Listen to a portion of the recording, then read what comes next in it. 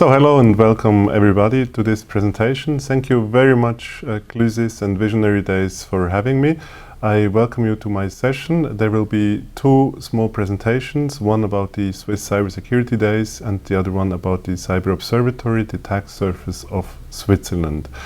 My name is Nicholas Meincourt. I'm the founder and global CEO of derived Technologies, and I am also the director of the Program Commission of the Swiss Cybersecurity Days. Welcome.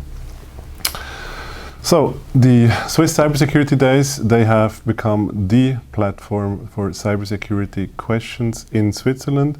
The next time will happen on March the 10th and 11th in 2021 in the Forum Fribourg. It is the Swiss platform for cybersecurity questions that is bridging the gap, the knowledge gap from technical people to all the society. The main intention of this platform is to educate and inform people, societies, governments, lawyers, SME managers about the risks and the chances of cybersecurity. So it is a non-technical conference driven by technical people talking and walking you through the different risks and chances of cybersecurity. In the next year's edition, we have chosen a motto, the forgotten promise. When the internet has been born, it was full of hope and we were all euphoric in building a new economy, a new society for the best and good of the world. Now, so in the last 25 years, the internet has not entirely evolved to be the promising future and to bring good to humanity. In the last 25 years, we have seen corporate worlds taking place in the internet. We have also seen crime emerging and national and international espionage happening on the internet. We have lost track of developing the good in the internet, and we have given way too much room for the criminals and the spies and the war happening on the internet. The next edition is about refinding hope, is about conversing how to make the internet better again and how to put it to good practice and good services for our today's digital societies. In the next edition we will have four key focus areas. Number one of the topic will be national security and sovereignty. Number two will be the digital identity. What are humans capable of and how to give them back their basic rights in the internet?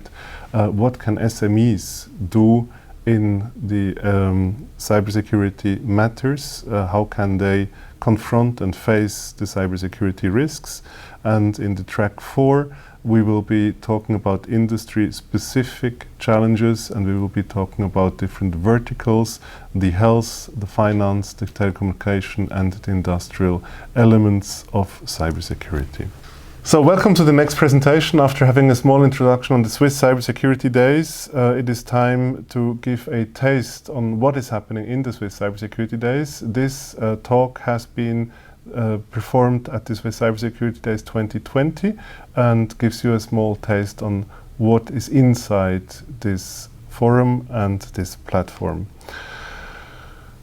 This presentation is about the attack surface, the measured attack surface of the whole country Switzerland. I will be walking and talking you through our risks that we expose in the public internet as a nation. So we will be talking you through insights in the Swiss cyberspace. I have brought a following agenda, a small introduction about derived technologies, then we will talk about the cyber dimension, a small review of last year, and then we will dive right into the Swiss cyberspace and talk about what we could do next. Derived Technologies. My name is Nick Meincourt. I'm founder and global CEO of derived Technologies. I'm as well a board member of ISACOM and program director of the Swiss Cybersecurity Days. Our company has been founded 1997. We are one of the first cybersecurity companies worldwide. We have been founded and established in Bern, which is the global headquarters, and we have grown to be a multinational, true global SME active in the cybersecurity area. So we do all know the traditional dimensions of land, sea, air, water and space. We all know those physical dimensions. We have greatly evolved over the last thousands of years as a human species, and we have mastered those physical domains. We have invented light and made the night to our days. We have invented transport systems. We have invented industries which allowed us to travel distances and which created this industrialized world that we are living in right now. Over the last 50 years, a new dimension emerged. It's the cyber dimension. And the cyber dimension is something very peculiar and unique. The cyber dimension is, in one hand, not visible.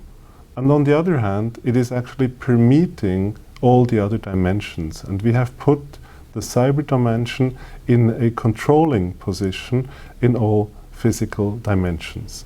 Cyber has become physical today, as we have put computers and networks in the controlling spots of hospitals, trains, stock markets, you name it. Cyber has become the controlling dimension of our today's physical world. We are at the verge of taking a decision where we want to push the development of cyber. If we want to go to a utopia, the initial promise of making a better society, or if we continue our path down to dystopia, where we have a police state controlling and where we have active cybercrime controlling. We are now at the crossroad to take this important decision, and it is time to wake up, and it is time to fight against cybercrime. The cyber-physical systems, you see the evolution of computers. On the left side you see the past, which is basically what happened in the 80s. Whenever we have created a device, we created a specific piece of hardware with a specific piece of software powering and running this device. In the last decades, this has greatly shifted and evolved to a singular computer. We call this a system on a chip, and today there is no specific device anymore. If you look at your X-ray system or your train or your connected car, most probably you will find in there a system on a chip which is comparable to a laptop that you have right now under your hands, and is offering the very same interfaces, processing powers that you are used to as a consumer.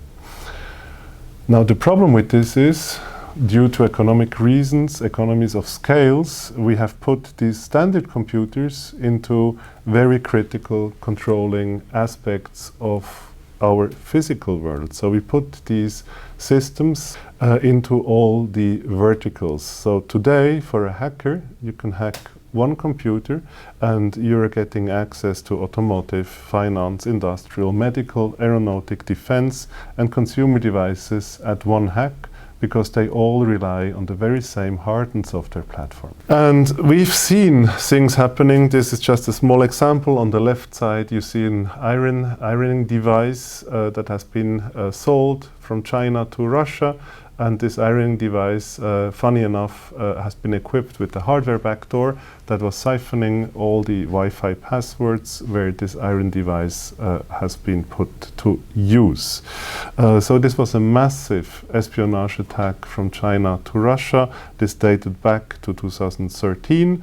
There was a big outcry. Everybody wanted to do something against it, but we didn't really learn as society. These events kept repeating, the last one being documented in 2018, when this hardware has been used again from China, but this time against Apple and Amazon. So we are truly at the brink and the crossroad of a true Cybergeddon happening. Cyber has become the potential, has become the power to control our physical lives, We know that cyber is not secure, cyber is being hacked, and therefore a hacker could destroy your physical lives. I call this the Cybergeddon. We are right now at the verge of entering a Cybergeddon if we don't ramp up more cybersecurity and defend ourselves. 2019 in review, I talk you through some examples that happened in 2019. So here we have Capital One. They had a hack and they lost major data about their customers, financial data. So the incident costed them 150 million, and we're not even talking about the brand damage. Another one, American Medical Collection, as well had a hack and had a data leak of 20 million US citizens. The result has been this company went bankrupt directly as a result of this hack. First American, 855 million stolen records, bank account numbers, transaction records, everything. Why should we care about this? This is a huge data privacy issue. You can use it for profiling, targeting, etc. Then Facebook had the same. We all know about the Cambridge Analytica scandal. This data is used to manipulate us. This data is used to profile us. This data is used, and obviously Facebook lost over 1 billion of data sets of private users just last year. Last year as well, Kantonspolizei Basel-Stadt, which is, there was a noteworthy incident, and the incident was in conjunction with traffic fines. So the police of Basel-Stadt had a vulnerability in their fine ticketing system, and so if you received a fine, you could actually look at all the other fines that have been issued in the whole canton. So there was a huge data privacy issue rooted by the police that should actually protect your data. Then we have a noteworthy one last year as well, Swisscom. The country of China has been able to reroute the whole mobile communication traffic of Swisscom through China. Now picture that. All our conversations have been rerouted during days. When I had a call from Zurich to Bern, it went through Shenzhen. To be hitting Bern. So there was a massive espionage campaign ongoing, and we have been the target and affected as a country. The United Nations in Geneva as well, dozens of servers have been hacked. Again, confidential and sensitive data with potential political exposed or ethnical implications have been hacked. ProtonMail, another mail provider that actually is here to assure your privacy, has been hacked as well, and they could not keep up their promise to protect your privacy. Stiftung für Konsumentenschutz has been hacked as well, so their website has been compromised and their data has been stolen, so even a Konsumentenschutz from Switzerland has been hacked as well. The Emotet ransomware as well has hit at least 5 health institutions in Switzerland last year. If you look at the Freedom on the Net report 2018, of the 65 countries that we assessed, 33 are of an overall decline since June 2018. So the freedom of speech and the security in the internet is declining rapidly, drastically, and globally at the very same time. So what does this mean? Let us stop being naive about everything that is cyber. So we have complexity that is increasing, we have dependencies that are increasing, both of them are very bad for security. We have cyber attacks that are just amplifying, and we have more and more and more and more, and it's a daily nuisance. We can read it on a daily newspaper, on a daily, we see alerts, and what we're seeing is, it's since decades the same, but the damages are just getting more and more intense and bigger. And I believe we are all tired of reading yet another hack, yet another problem. I see that we develop a cyber fatigue. We don't even react anymore when we read such bad news. So I believe we are at a tipping point that we can decide to either fight against it or accept this as a fact, which probably will be a recipe for even more disaster. I believe it's at the time to talk about digital rights and responsibilities. So now I'm going to talk about the Swiss cyberspace. We yearly measure the Swiss public attack surface, so the entirety of all Swiss internet assets published on the internet. We measure them yearly and communicate about the state of affairs, the state of security, and the health state of the Swiss public internet surface. So the Swiss cyberspace, we measure it with the Cyber Observatory. It's a cyber radar system that gives you the power to see the cyberspace, just as a radar system gives you the power to control your airspace. The PSYOPs gives you the power to control, measure, and see the cyberspace.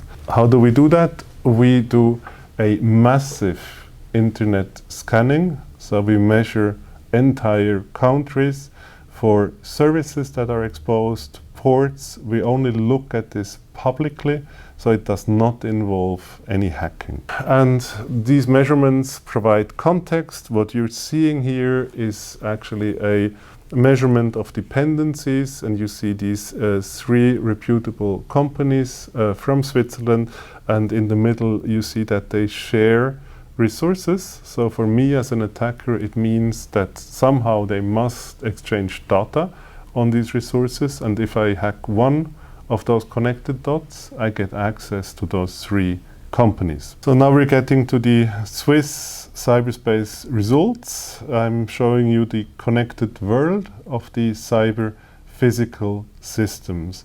So what you're seeing here is a diagram of today's normal world, where you see streets and industries, a hotel, a telecommunication infrastructure, and this is all connected through cyberspace. So what you're seeing here is a diagram of an everyday's world. You see a street, you see houses, a hotel, industries, telecommunication equipment, and you're seeing the cyber physical world. All those elements today are connected with cyber technologies. All those elements today are driven by modern computers and are connected to each other. In Switzerland, we, based on the assumption of having 8.48 million inhabitants, we see following penetration rates. So we have 91% of the Swiss population aged older or equal to 14 years being connected to the internet. We have 77% of the Swiss citizens using WhatsApp. We have 65% of the Swiss citizens using YouTube, 45% using Facebook. So this means every second person roughly in the street is connected to Facebook. So even if I am not on Facebook, and I am not on Facebook by choice, I kind of have no choice because everybody around me is connected. So I cannot even have a choice and not be on Facebook because someone in my proximity is on Facebook and will be posting also about me. So what you're seeing is the internet penetration rate in Switzerland, adoption rate in Switzerland is huge. We are a digital and we are a connected nation. The scope in Switzerland, so the internet attack surface or the internet in Switzerland consists roughly of about 20 million IP addresses, 2.2 million registered domains, and 1.2 million active domains in the Swiss cyberspace and cybersphere. Here you see our welcome screen on our cyber radar system, and you see this huge number, 54,557. Those are 54,557 vulnerabilities. Known vulnerabilities, documented vulnerabilities, and critical vulnerabilities.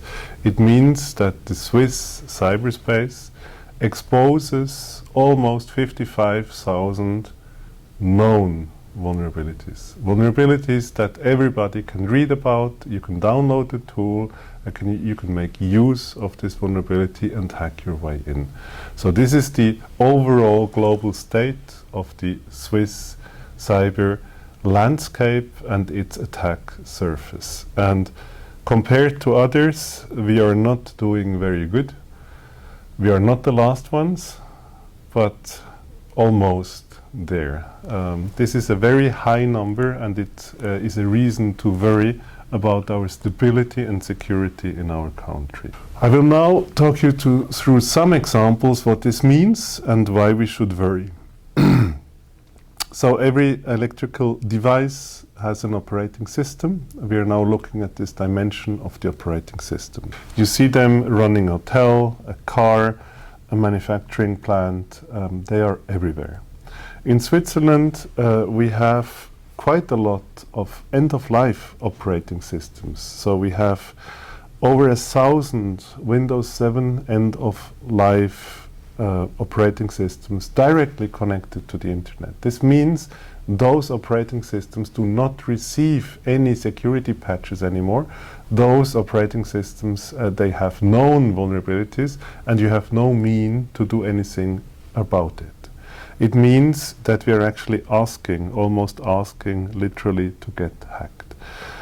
Over 2,700 machines in the Swiss cyberspace are connected to the internet with an end-of-life Windows version.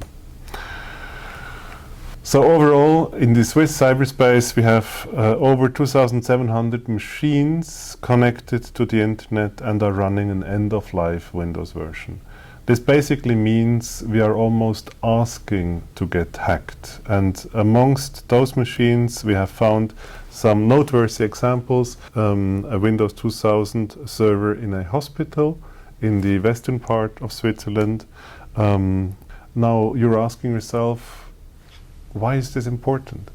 This is important because it can impact your business operation, it can impact your cybersecurity, it can impact your data privacy, and it can actually cost your business. We're looking now at another example. This is remote desktop protocols. So this is a remote management, system management software and instruments. We as well have this in Switzerland. We are not always running with our running shoes to the computers that we administrate. We use the remote maintenance tools. And they're everywhere as well in our connected world. And in Switzerland, we have quite a lot of them. You see the numbers, so we have quite a high amount of management interfaces that we expose directly on the internet. We have even found 20 Windows servers that are still vulnerable to a very well-known vulnerability called Bluekeep that everybody actually can use because it is documented to use, and everybody can just hack these servers. We have as well found quite a substantial amount of already hacked servers where hackers have already been there and they left the access open, so we don't even need to hack them, we can just get in through their means. We have also found exposed programmable logic controllers. Those devices are there to manage your building, your manufacturing industrial plant, your robot, your heating system, your pumping system. And we have found industries in Switzerland that expose directly their programming interface for their industrial robotics and their heating systems and water pumps, so you can, as an internet user, reprogram these industries and make them do something that you want to do.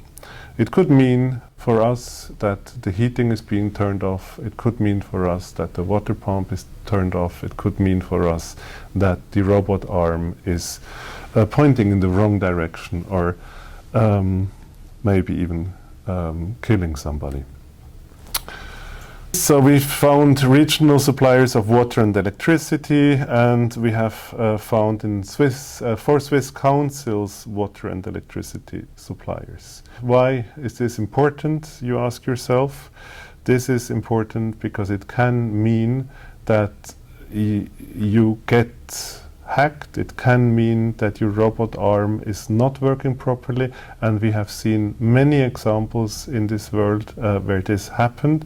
So there is an example of a manufacturing plant for Volkswagen where this happened, and actually workers died because the robot arms behaved in a wrong way, and they were simply stronger than the humans around them. Now we are looking at the hospitals. Of course, hospitals as well, they have a great need of digital technologies, the electronical patient file, for instance, or medical IT, or just a communication with emergency response teams. Now, the Swiss hospitals, they as well have a public cyber attack surface. We have roughly 1.4 million stationary stays and treatments per year in Swiss hospitals, and over 4,000 new patients rely each day on a proper working IT infrastructure. In these hospitals, we analyzed 281 hospitals and 324 hospital websites. We completed this scan in January 2020, and we published this study to the hospitals as well as on Swiss TV. What we have found is worrying. Here you see the public attack surface of open ports and services. So we have quite a lot of those. This in itself is not yet a problem.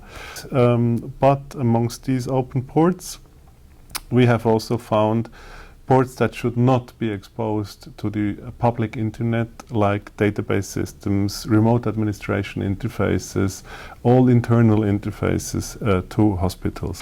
Amongst these, we have also found 62 critical and high severe vulnerabilities. Amongst these 62 critical and high vulnerabilities, we verified several elements, like accessing unprotected databases, accessing unprotected file exchange servers that are being operated and offered by Swiss health institutions on the internet. And we have found a Swiss University Hospital, a hospital in Geneva, a birth house in east of Switzerland, and a medium-sized hospital in Ticino that actually allowed to enter and are offering high severe vulnerabilities. Then we have also found SQL injections, or database access and DOS possibilities, and a file exchange platform of a private hospital. This basically means that you could have access to patient data unauthenticated directly through the internet. Here you see this example. Again, why is this relevant? This is relevant because literally, if the medical IT does not work, we could actually die. And it's not only me saying this, this actually happened in the past, and it has been documented in the past. In the first waves of the WannaCry attacks in 2017, there were actually literally hundreds of people in the UK dying because the IT systems failed to operate. This has been properly communicated, and this is now 3 years ago, and the measurement of this year shows that we did not really improve substantially over the situation, over the crisis situation back then in 2017. So there still are chances that history could repeat itself, and yes, this is a call for action to everybody. Please help us make this world more secure. Even research suggests that data breaches in the health sector is causing, without active hacking, 2,100 deaths a year because of mis and false treatments. Now we're looking at cryptography. We're looking at file accesses and encrypted file accesses, cryptographically protected file accesses. And we see we have quite a lot of shared resources exposed as well, and quite a lot of them actually are vulnerable to known exploits. This is also true for database systems, which should not be directly published on the internet at first, but when you publish them, you should actually assure sound security, which in those cases here is not the case. Even for NoSQL databases like Elasticsearch or Mongo, it seems that many people forget to even set a password. This means that anybody on the internet can connect to this database and just read all the data and just consume all the data. We also have quite a lot of web cache poisoning. You see here the examples, and now we're touching the email topic. As we all know, there are always some leaked accounts that are being published and being discussed, and so this happened in Switzerland as well. There was a huge leak of email accounts, including their passwords, and basically it includes all Swiss companies. From virtually any Swiss company, we have quite a lot of email addresses and sometimes even working passwords combinations. And as you can see, it is the SBB, it is the Credit Suisse, it's the Novartis, it's the Roche, it's the Swiss government, you name it. Literally everybody has been affected. And year on year, there are more and more leaks that are piling up. And some of them are even publishing their passwords on the internet, so you can search them on Google and you can find access to intranets, including passwords, with a simple Google search. Here you see an example of such a thing. So we took this password out of this Google search, we verified it, unfortunately it was working, so we informed the affected government organization, and they changed it immediately, and they were very thankful because they simply didn't know that this happened and that this website that they thought is internal is being indexed by Google and is being published on the internet. We also checked the quality of that password that has been published on the internet, and it wasn't a very good quality. So you can see that with roughly 7 raps, centimes, cents, you can actually even crack that password with a password cracker. So the cost of the access to this health institution is pretty low. Again, why is this important? Because this knowledge about email addresses and password preferences, they can be used for profiling, they can be used for password stuffing, they can be used to improve your attack vectors by simply knowing what your target is using as identification elements. Even when you look at companies that are affected by such leaks, most usually what happens on the stock market, you see on the stock market a small drop in the share price. It's roughly between 5 and 10% that a company can expect that the share price drops after such a revelation. And usually a year after that, those companies do not fully recover. They almost recover, but not fully recover. So such a leak can actually cost you real money.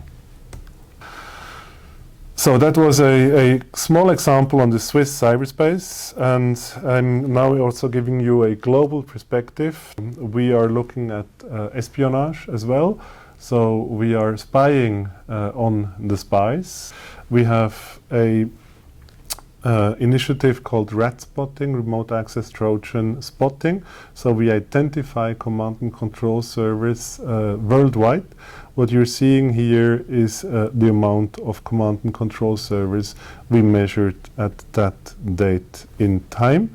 We do measure this also historically, so we can also see the evolution over time.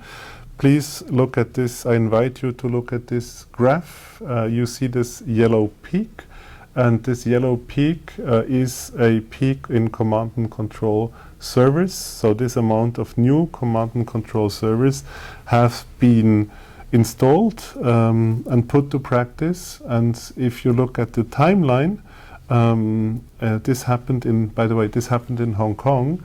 And if you look at the timeline, this was the time, exactly the time where the democratic movement went on street and they did protest, and at the very same time you see such intense spying activities happening. So this has a geopolitical dimension as well.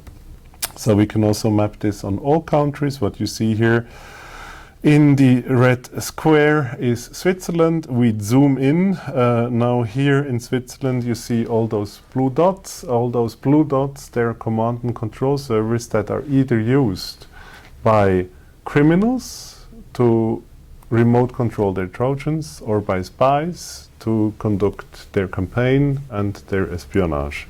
Now those servers are physically hosted in Switzerland, so they could theoretically be used to spy on Switzerland, but I don't believe that this is probable. I believe more probably they are used to spy on someone else. So why is this relevant for us? This is relevant for us because here our country's infrastructure is used to create damage or espionage on other countries. So we have a stake in this, and we should better protect and clean our Swiss cyberspace.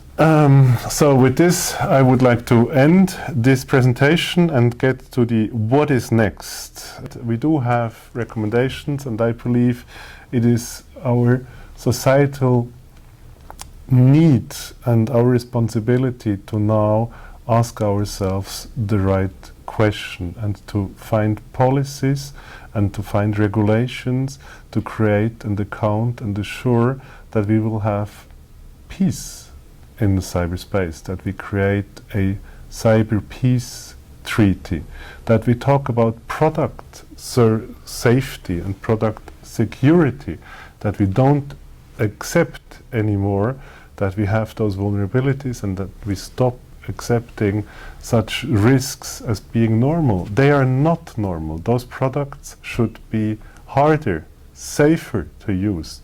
And so we should have a societal conversation on our expectations on what a digital product shall bring to the table in terms of cybersecurity. We should start a conversation about digital rights and privacy. Is it okay that Facebook has all our data? And is it okay that they're using it for political campaigns? Is it okay that they're using it for marketing campaigns? I believe that not, but we should start this conversation and start building up regulations and accountabilities of a digital society. So from when is an attack a criminal act, or where is the threshold that an attack could maybe even be considered as an act of war? So those tough questions we have to ask ourselves, and we have to find answers as societies to account for a safe and secure future. Thank you very much.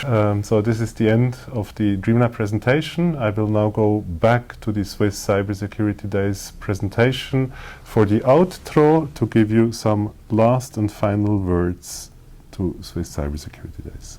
Swiss Cybersecurity Days are the Swiss platform to have such conversation. This is the place where technical experts meet policymakers, politicians, executives, C-suite, board-suite, and societies. This is the place where we do networking, where we connect all these parties, and where we have controversial conversations about those challenging topics.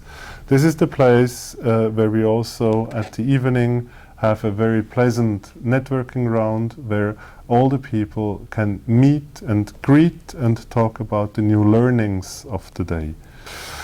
The media reports of Swiss Cybersecurity Days has been massive, to say the least. The Swiss Cybersecurity Days has been covered and loved by almost any media existing. So we had a very extensive, exhaustive presence in printed media as well as TV and internet. We as well have a very visionary exhibition space where you as a visitor and guest have the chance to discover cyber in a tangible way, where you can learn about this very abstract thing from the professionals. Will be the last slide, and we also have a big forum and expert tracks where political, industrial and technical topics are being controversially discussed, and answers to tough questions are being developed on stage and with participation of the auditorium. Thank you very much for your time. Thank you very much for this opportunity to be here and to be having given this presentation. Thank you so much. Enjoy your day.